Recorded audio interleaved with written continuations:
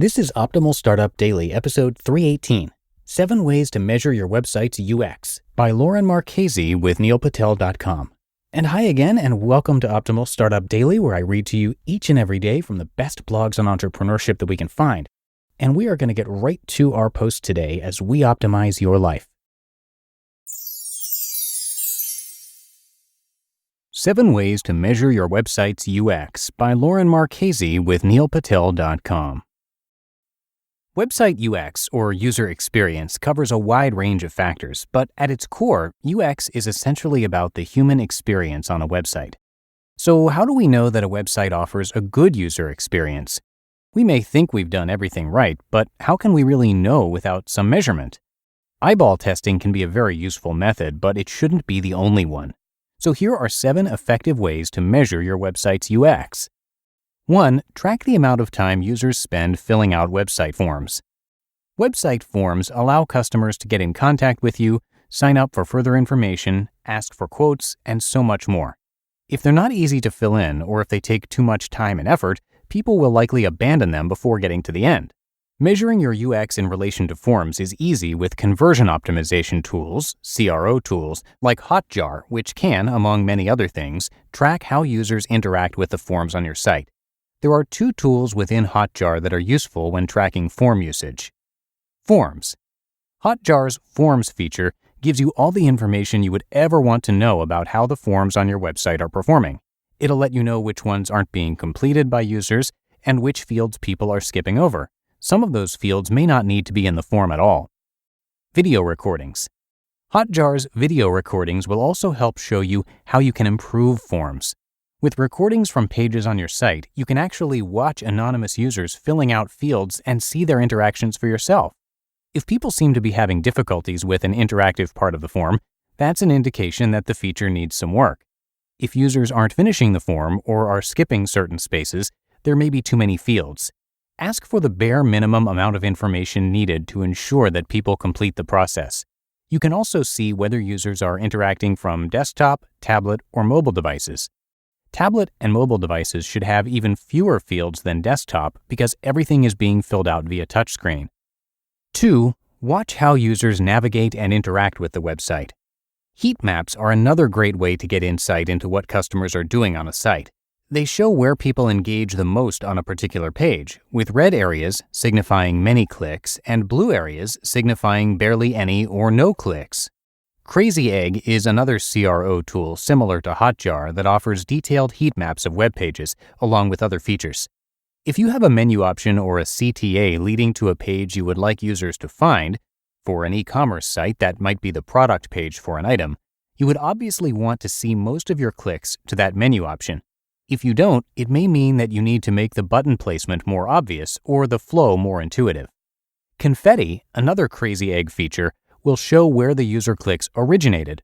For example, if you're running a Facebook ad that is designed to result in product purchases on a product page, it would be helpful to know if the users clicking the purchase button are coming from that ad or from somewhere else.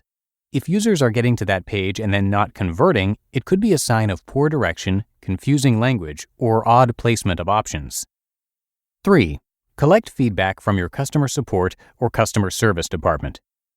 Your customer service department may not seem like an important place to be checking for website UX, but if you're making changes to your site, adding features, and/or taking them away, it's highly likely your customers have some strong opinions about it.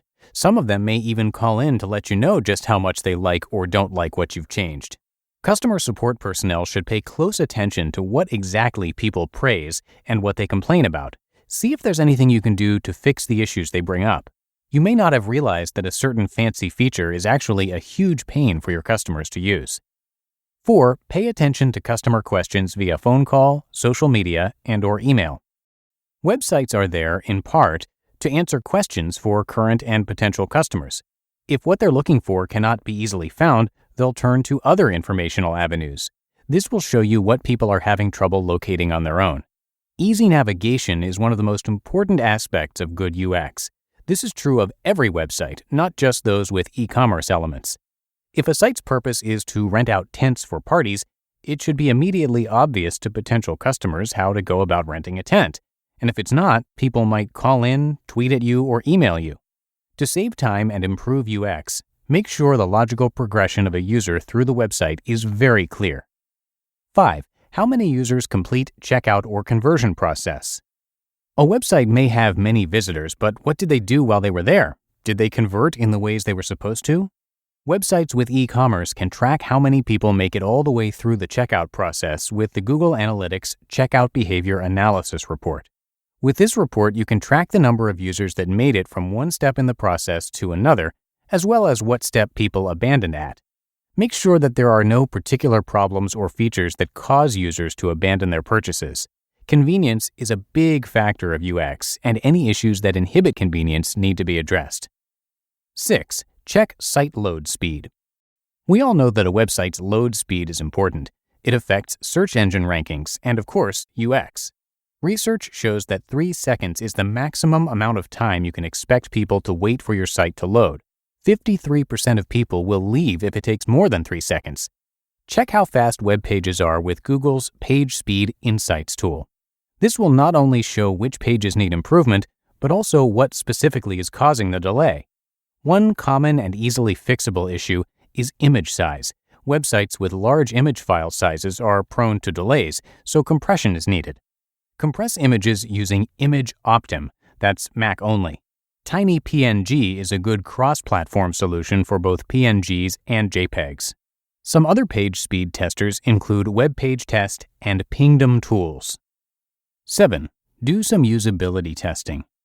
One of the best surefire ways to test website usability is for someone to actually use it. Recruit a large group of employees, friends, coworkers, and maybe even a select group of customers to go through specific actions on the site. Fill out forms, purchase items, test any action that your real users will have to navigate. This will bring up any overlooked UX issue that your customers would have encountered later. Conclusion.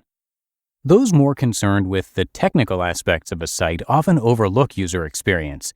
But from what I've just told you, you can see it's about a lot more than just choosing a color scheme. When building or rebuilding a site, UX can and should be one of the most important things to consider. As we can see from the measurement capabilities in this article, there's a lot that goes into good UX and a lot that can come out of it as well. You just listened to the post titled 7 Ways to Measure Your Website's UX by Lauren Marchese with neilpatel.com. So let's pretend for a minute that you're about to launch a campaign. It tested well, your entire team is happy, and everything's going according to plan, except for that one thought in the back of your head.